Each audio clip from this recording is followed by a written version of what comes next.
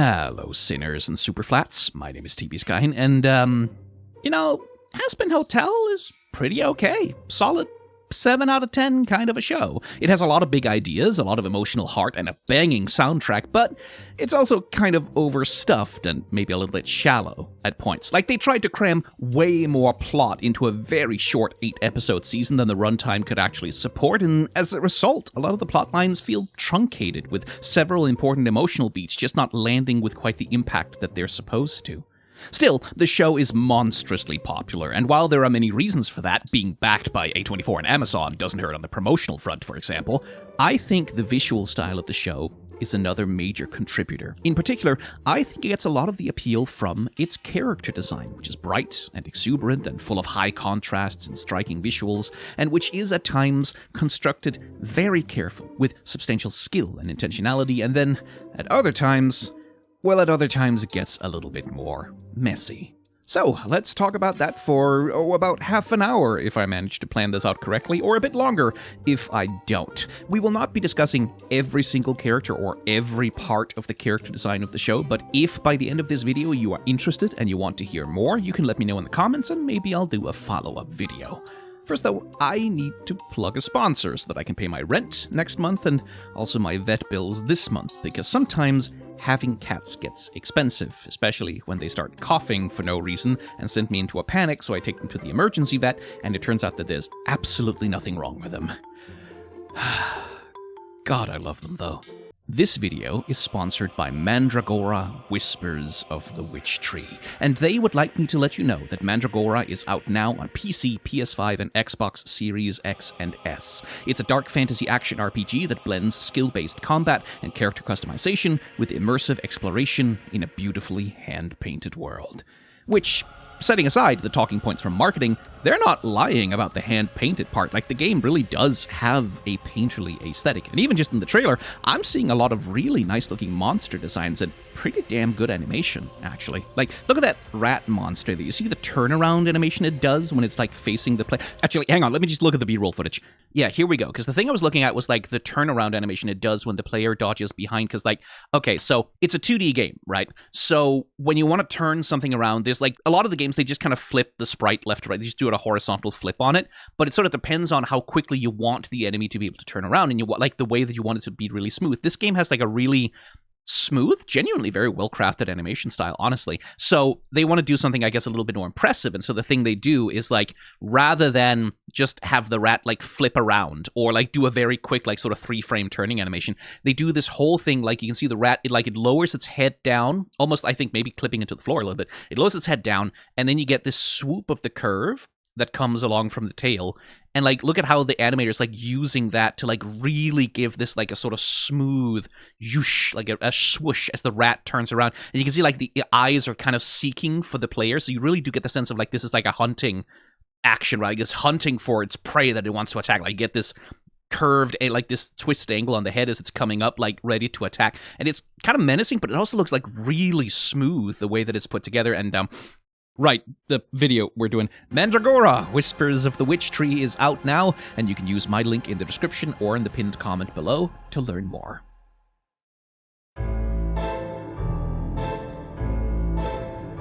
If I were to try and describe the design style of Hazbin Hotel in one word, it would be indulgent. Characters are brightly colored, often very high contrast, and have often very sharp shape language, with many points and cuts and jagged edges in their designs and in their silhouettes. There's a lot of stripes and swirls and streaks and patterns, and a real fondness for decoration. Take, for example, the generous sprinklings of hearts on the outfits of Valentino or Velvet, or the lighted marquee spot design that runs along Husk's wings.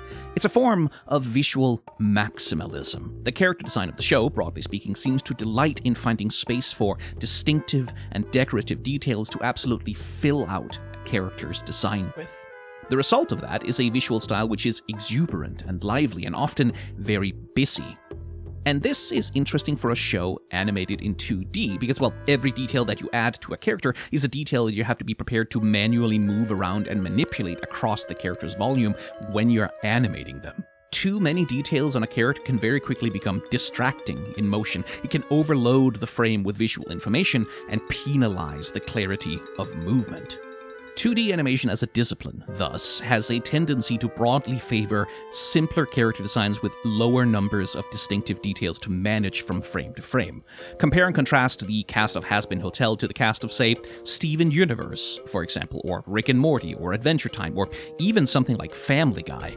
Plenty of shows do use more complex character designs than these. Of course, it depends on the style and the genre, but in general, the systemic pressure of traditional animation is a pressure towards simplification. It is simply advantageous to make characters that are easier to animate in order to save time and budget. Having said that, when you take a look at the personal artwork of the showrunner, Vivienne Medrano, you do also realize that, oh wow, no, yeah, the designs of Hazbin Hotel are massively simplified, actually. They have compromised a lot to make them fit in a traditional animation style. Medrano's personal art of these characters also often favors extremely loose, flowing lines and extreme posing and posture, with a heavy emphasis on strong lines of action and contrasting motion, and often very distorted proportions with flexible, rubber-like bodies. Again, this is something that is toned down quite considerably for the animation, which is understandable and probably for the best from a practical perspective. What's clear is that Medrano's work seems to delight in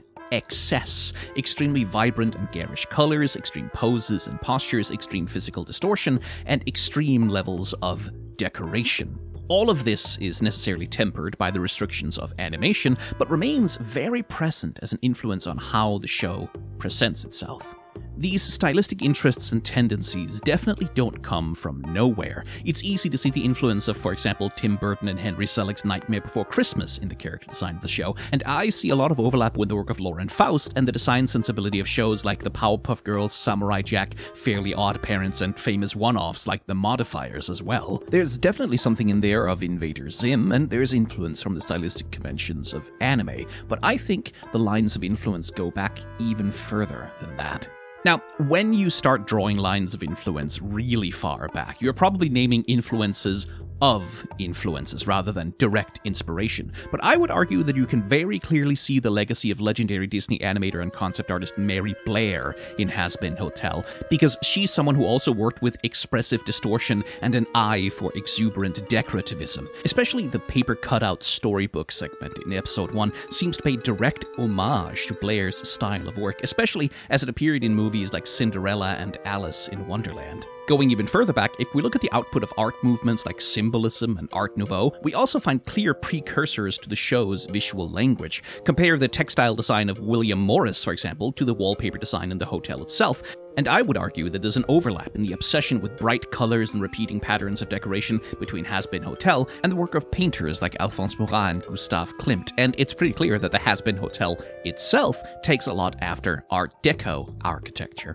Now, to be clear, I'm not saying that I think they have a vision board of Morris textiles and Art Deco architecture diagrams hanging in the studio back at Spindlehorse, just that the visual style that the show uses has precedent in art history. It didn't emerge ex nihilo out of millennial nostalgia cartoons and internet fan culture, and it didn't invent its aesthetic from scratch. Its influences come from influences, which come from influences, which come from influences. It all connects. One thing, which Hazbin Hotel takes from a number of its influences, especially contemporary animation, is a flatness of style. Not just flatness by virtue of being 2D, but a stylistic flatness. Characters tend to render out as geometric figures, not totally absent of volume, but closer in feeling to a symbol than to a sphere, if you take my meaning. This flatness is also, I think, essential to the show. Without it, or with any kind of a more naturalistic rendering style, I think the eye would have a much harder time accepting the stylizations and distortions that the show's character design depends on, and I think its maximalism and high color saturation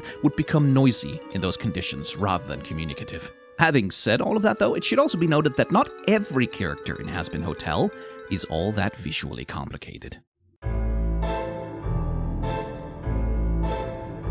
Charlie Morningstar is our protagonist of the story, and the arc of the narrative is very much a coming-of-age story for her, stepping out of a position of helplessness and despair and into a position of power and vision. She is the child of a divine creator whose destiny is to deliver an oppressed people from sin and destruction, and I guess time will tell whether or not that's going to involve a sacrificial death and a 3-day later resurrection.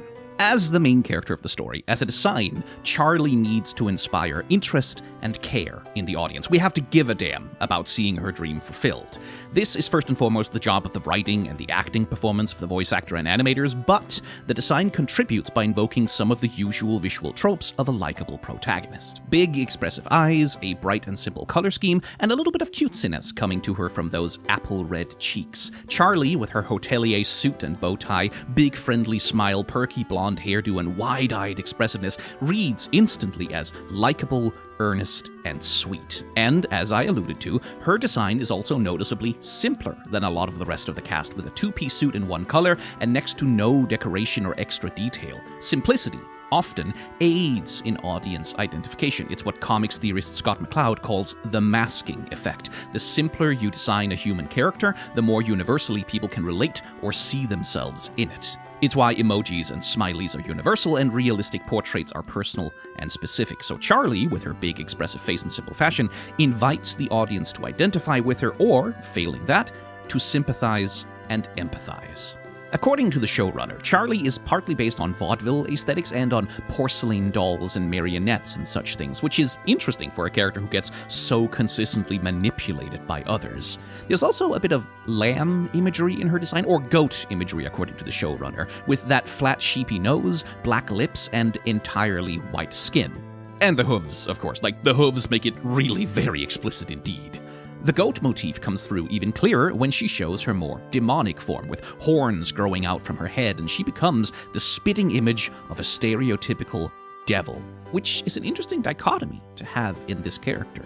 On the one hand, she's the very picture of childlike, naive innocence, and on the other, the stereotypical embodiment of all human sin. And again, I can't help but wonder if this is setting something up thematically, because in Christian and Jewish mythology, both the Lamb of God and the scapegoat are victim souls, receptacles that take on the sins of their community and who, by dying or sacrificing themselves or being sacrificed, redeems their community.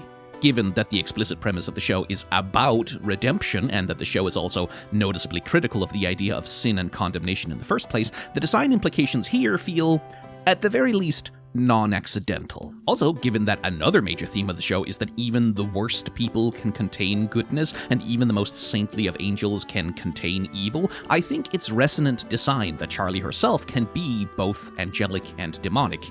And interestingly, she might be able to be even more demonic if that monstrous demon arm she showed at the end of the first season is anything to go by. Makes me wonder just how dark Charlie can get when she really crashes out. Charlie's design works, I think, because it really captures the vibe of your stereotypical Disney princess-style protagonist, the kind of ridiculously relentless optimist who's determined to see the good in everyone despite all evidence, but she never spills fully over into parody of that concept. The show portrays her as naive and deliberately contrasts her simplicity and bubbly cheerfulness with the somewhat more edgy aesthetics of the other characters, but it doesn't other her. She remains aesthetically compatible with both the rest of the cast and the setting. She looks like she is of the world she's trying to protect, where a parody or a mockery would be better served by alienating the character from the world. This is what's done in the spin-off show Hell of a Boss with the Cherubs, who are deliberately depicted as sickeningly and overwhelmingly cutesy as a way to visually mock them and make their behavior look ridiculous. Charlie shares her simple color scheme, by the way, with her father, but his design doesn't trade in quite the same simplicity. It has something else going on. Say, you know how in the Bible, the devil is the snake in the Garden of Eden who tempts Eve into eating the fruit of the tree of knowledge, and then the fruit of the tree of knowledge is an apple? Well, gosh darn it, wouldn't you know it, Lucifer Morningstar wears an apple and a serpent right there on his hat, and also on his staff, and also as a decoration on his wallpaper, and it's on the playing cards of him during the big song, and it's on the slot machine, and his hair kind of looks like an apple if you turn it sideways. The point being, part of the maximalism and symbolism of Hazbin Hotel's character design style is that it doesn't always leave room for subtlety. This is part of what pushes the tone of the show in general towards the broad and melodramatic, because the characters are at a baseline almost always wearing costumes rather than clothes.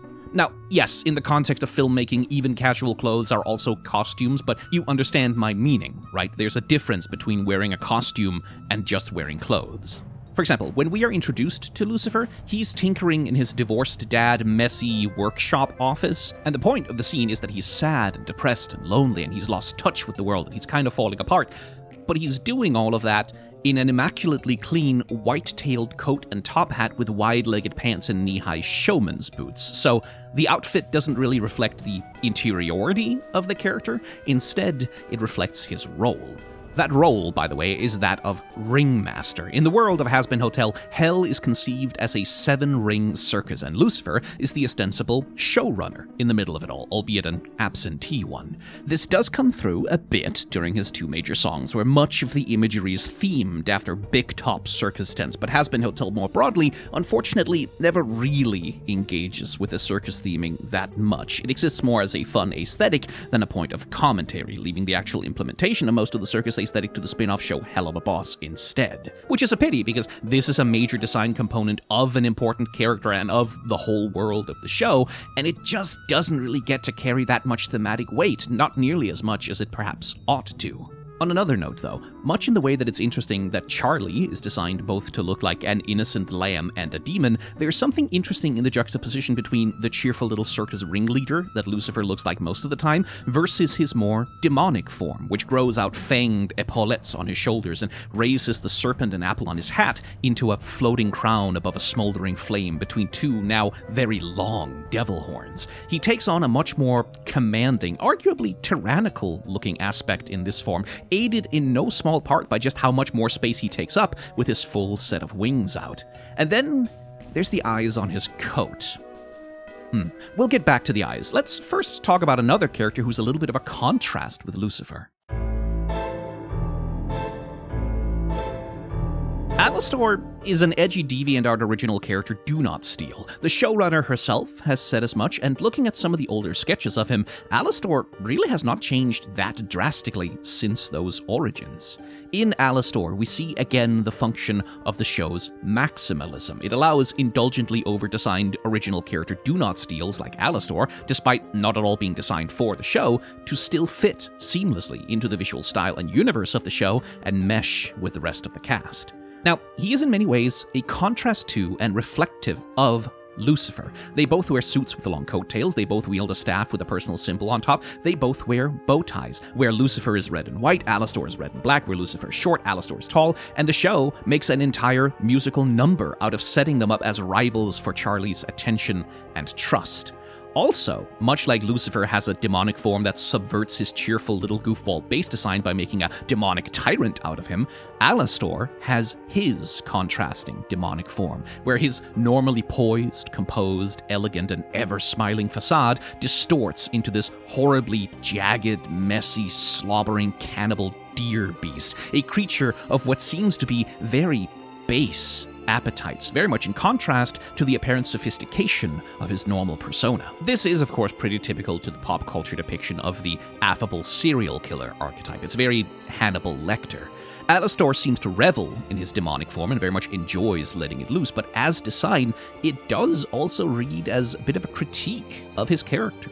All of that charm and social grace and manipulation, all of that apparent sophistication and high intellect, plans within plans maneuvering, and all of it just to fulfill the most unsophisticated, base, and primitive animalistic desire for consumption. Besides that, Alastor and his demonic form is also a good example of the show's playful attitude towards anthropomorphic animal design, furries, which are a not insignificant portion of the cast of both Hazbin Hotel and Hell of a Boss.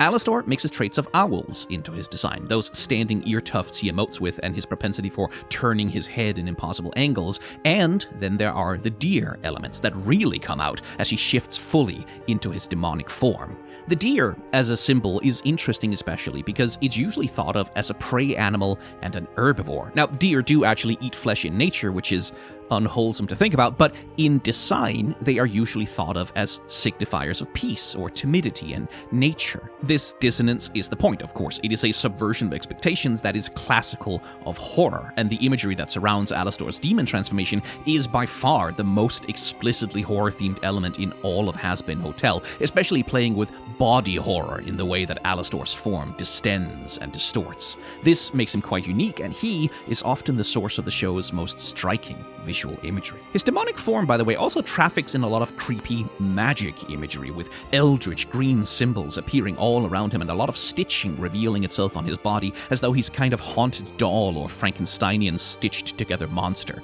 Especially the fact that his mouth is sewn shut in this form is quite interesting to me, but it's also the kind of detail that forces me to ask a rather loaded question.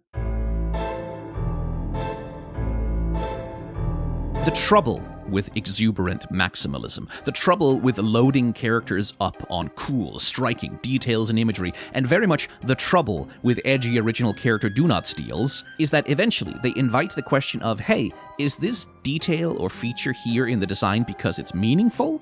Or is it here because there was a bit of design space that needed to be filled with something and the creator just put in whatever they happen to think is cool? This is what you do with original character do-not-steals. They are vessels for whatever brings you joy, whatever you think is cool, and whatever interests you. You pack them full of all of that and then you play with them. This is one of the absolute best things about them. It's what makes original character do-not-steals a wonderful form of art. But as part of a broader cast of characters and world building and a narrative, it can introduce some confusion. For example, a lot of the characters in Hazbin Hotel have shark-toothed smiles, an absolute murderous row of knife-like teeth. And on Alastor, this makes a lot of sense. He is predatory, he is deadly, he eats people. Sharp knife teeth are aggressive. They imply the ripping and tearing of flesh. They imply hunting and killing and eating, so it works for him. It also works on Vox and Valentino, who are similarly portrayed as predatory, but then why does Lucifer have them? In his fully demonic form, okay, sure, that makes sense, I guess, but why does he have them even in his normal, funny little guy form? And more to the point, why does Angel have them? Adam has them, but only on his exorcist mask, not on his real face, which suggests that he pretends to have sharp teeth to seem more aggressive and dangerous and scary than he really is, which, okay, maybe that's why Angel has them too, because he also pretends to be more aggressive and predatory than he really is? Well, okay, cool, I guess, but then why doesn't Velvet have them? Like, who's more concerned about projecting an image of power and aggression than she is? And more to the point, why does Husk still have them, even though his whole thing is that he's too jaded and broken and depressed to even care about projecting power anymore? Velvet does have these noticeably sharp incisors in her mouth, kind of like vampire teeth, which, okay, maybe that's because she's more of a parasite than a predator, but Charlie also has that exact same style of teeth, so does it mean anything?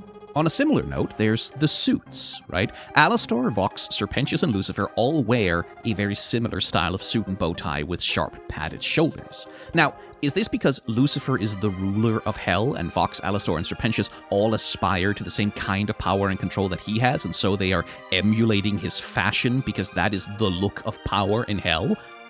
Or is it because Vivienne Medrano just really likes that style of suit? She put it on Alastor long before he was part of the show, after all, so is it meaningful here? Does it imply that the culture of hell is shaped by Lucifer's style and fashion, or is it just an aesthetic habit of the artist that designed them?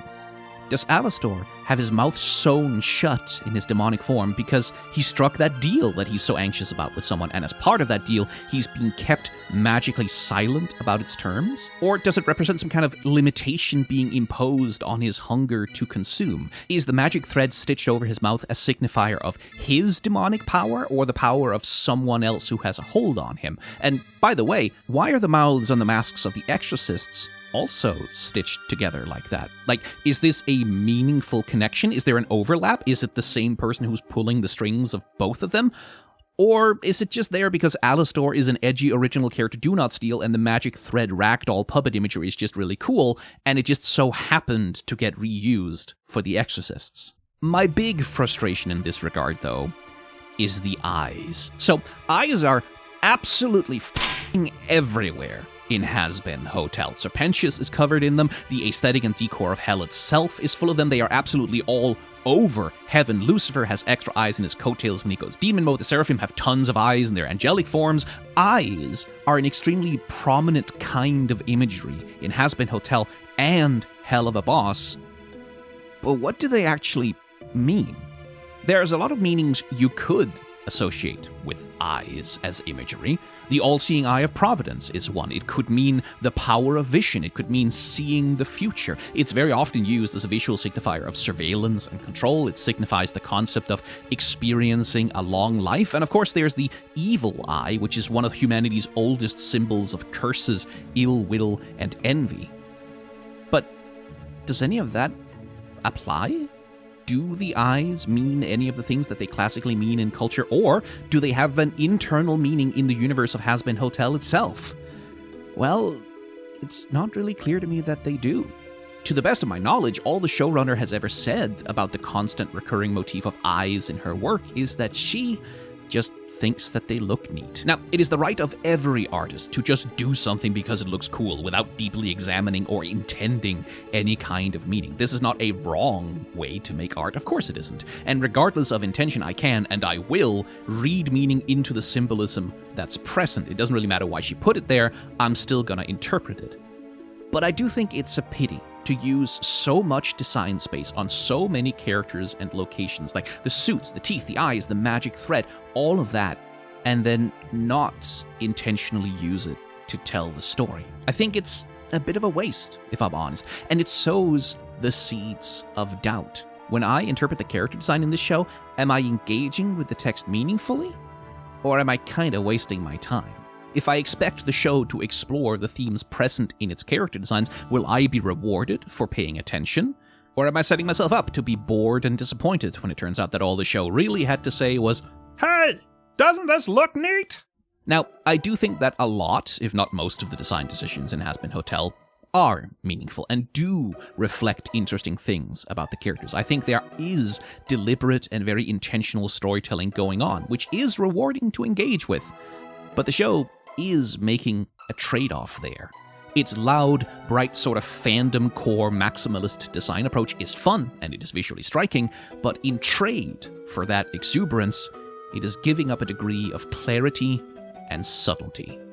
Now, it is fine if not every design feature in the show means something, but for me personally, when it's something like the sewn-shut mouth of Alastor and the Exorcists, or elements that are so constantly prominent and recurring as the sharp shark teeth and the eyes absolutely everywhere, then I kind of need it to mean something. That's a personal preference of mine. If design features that prominent aren't used with intentionality and forethought, then I am going to get bored and frustrated.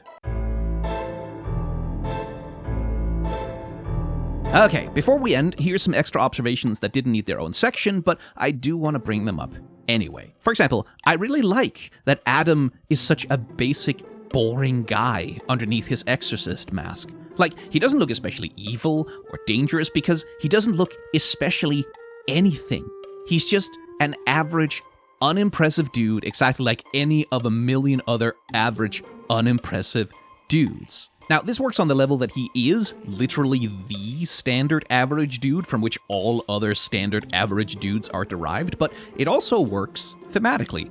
Adam is a huge, boring loser, shallow to the point of barely existing as a person, coasting entirely on the accidental, lucky privilege that he happened, through no fault or merit of his own, to coincidentally be the first man. In a show that's all about resisting the status quo and fighting for a world that is better than the current average, that is a good concept for a villain. I also really like Zizi, the sparkle dog dinosaur overlord from the meeting scene. First of all, feathered dinosaurs are just cool as design inspiration, but you would not believe the delighted ping of nostalgia for an old internet that I felt seeing an honest-to-God sparkle dog OC in a mainstream show in the 2020s. Sparkle dog design was such a popular trope, especially in the furry community when I was coming up on the internet. I used to draw these as commissions for people, and I really like seeing the garish, excessive style of that genre represented completely without judgment. I think it's cool. Another cool thing is the way that Angel Dust's extra spider eyes are used essentially as freckles on his face in the design. It's very aesthetically appealing. I like the gender f***ing that his design is messing around with, using that big tuft of chest fluff to imply breast shapes, and I really do like his odd-shaped head. He's so tall and lanky and skinny, but then his head just flattens out with this concave curve at the top, almost like someone whacked him real hard on the head with a hammer. There's a nice shape contrast in that, and it gives him a broader face and head than the rest of his design implies, which I think really works with his expressiveness. I like that Vaggie, in her past form as an exorcist, had very short, cropped hair, similar to Lute, but in her current form has grown it way the hell out so that it essentially fully replaces the silhouette of her wings. That's a really fun way to visually indicate that her old wounds have been healed by new growth. And also, the X over her eye and the X shape of her hairbow and the X on the final battlesuit is very much a Lucifer with his apples tier kind of hyper unsubtle bit of visual detail. It's because, she was an exorcist, but now she's an ex-exorcist, so we put a lot of X's in the character design. Hey! It's not subtle, but it is fun. I like the pitch-perfect world's most annoying youth pastor who thinks he's cool character design on St. Peter. That's really well observed. And I like how much Emily is just a visually direct, heavenly reflection of Charlie with her Disney princess dress and equally expressive eyes. I don't really think that the beaked bird face works on Sarah's angelic form very well, but I do like her general design. So much of how she's designed evokes these soft, gentle, drooping shapes, seemingly devoid of all aggression. But then there's that crown on her head, looking really very conspicuously crownly, like much more than Emily's little princess halo. The design is creating this visual reminder, right? No matter how soft and sweet she presents herself, this is the Queen of Heaven, functionally, and she is responsible for how heaven wields its power. She is the one who sanctioned the exterminations. I don't know if I have a strong conclusion to end this video on, exactly, because much like how Hazbin Hotel is an interesting show with big ideas compromised by the limitations of its runtime and budget, so too it goes for the character design and the style of the show. There's a lot of extremely distinct, extremely expressive, and often very visually appealing designs in the show. In fact, something I forgot to mention during the main body of the video is that Hazbin Hotel has fantastically readable, clear silhouette design for its characters, which is often an underrated part of character design. Hazbin Hotel swings for the fences in a lot of ways, and its loud, maximalist style lends itself incredibly well to fan art and fan characters, of which it receives an enormous amount.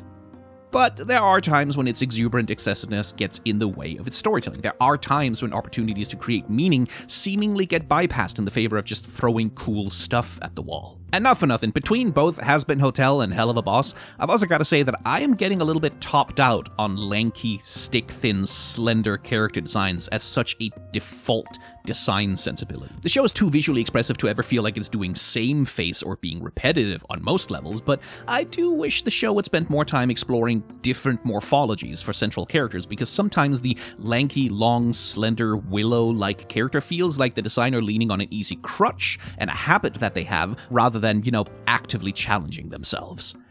It's a mixed bag. In other words, it's a lot of good with a bunch of flaws, which makes it annoyingly impossible to come up with an eye-catching inflammatory title for this video. I would have loved to be able to title this something like Hazbin Hotel has the best character design ever, or This show is the worst trash I've ever seen. That kind of stuff does numbers on YouTube, but I can't, because it's just a mixed bag. It's a little of column A, it's a little of column B. It's nuanced, and that unfortunately really gets in the way of chasing easy engagement. The thing I will say at the end is that nothing else looks like Hazbin Hotel. Well, Hell of a Boss does, but besides that, nothing else looks like Hazbin Hotel. Whatever its problems and flaws, like the badly crunched pacing and the character design nitpicks I spent this entire video on, as an aesthetic experience, Hazbin Hotel is genuinely unique. Nothing else really designs characters the way that this show does. Nothing else mixes this weird mash of influences. It's a 7 out of 10 show with a fan base that operates at K-pop stan levels of intensity about it, and I think that the visual style is honestly a big part of why. It's messy and inconsistent and loud and way too earnest, and it feels at times almost like fan fiction of itself. But fan fiction is one of the most human forms of art in the modern age, and human art is what the human soul is nourished on. Thank you again to Mandragora, Whispers of the Witch Tree, for sponsoring this video. You can click on my link in the description or the pinned comment to find out more about it. And there we go. That's a video about Hazbin Hotel that I really kind of wasn't planning on making. Because, I've been working on a lot of video scripts. I've been writing an essay about the song Eyes on Me from Final Fantasy VIII. I'm looking at a video about Fire Emblem Three Houses. I'm working on remaking an old video about Bleach that I did years ago. I started writing a script about modern and postmodern art, and I have this really fun idea about a video about Judith and Holofernes, which is a Bible story that kind of became an art history me. And God help me, I'm drafting a video script right now about the character design of the 90s Spider-Man Clone Saga. All of those videos just keep getting longer and longer, and there's more and more research I need to do, and I got frustrated. I was like, no, I'm going to make a short video about something that doesn't take a million years to get through. I had that impulse, right? It was this sudden burst of energy. I'll make a 10-minute video, in and out. That's like writing 10 shorts. I can do that in an afternoon. I can keep it simple. I happened to be looking at some Hazbin Hotel fan art while I was having that impulse, so I was started writing the script, and now this video also ended up way longer than I actually wanted it to be, because I am cursed by God, and my soul will not see the light of heaven.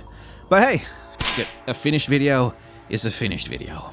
I really had to fight my perfectionism about this too, because I wrote most of the script in one draft, and I did fairly minimal editing, and now that I'm doing the video editing, I can see all the flaws, and I want to go back, and I want to refine my arguments, and I want to make the video even longer by explaining more things that I don't mention in the video, but I needed a win. I needed to just post something on my goddamn YouTube channel, because oh my god, the first 3 months of this year have been rough on my creativity. Also, rough on the world in general. There might be some correlation between those two things, but you know. Anyway, welcome to the end of the video. This is a sponsored video, so I won't be doing my self-promotion. But if you want to see me yap for a very long time about Hazbin Hotel and Hell of a Boss, you can go over to my reaction channel, because I have yapped in excruciating detail about every episode of both of these shows over there. Also, as ever, if you have a few spare dollars lying around that you don't need, consider giving them to Doctors Without Borders or the Palestinian Children's Relief Fund. Even a little bit of money can do a lot of good in their capable hands. Thank you all very much for your time and your attention. Remember to be kind to one another, have solidarity with those who are struggling, and may the tides of history wash gently over us all.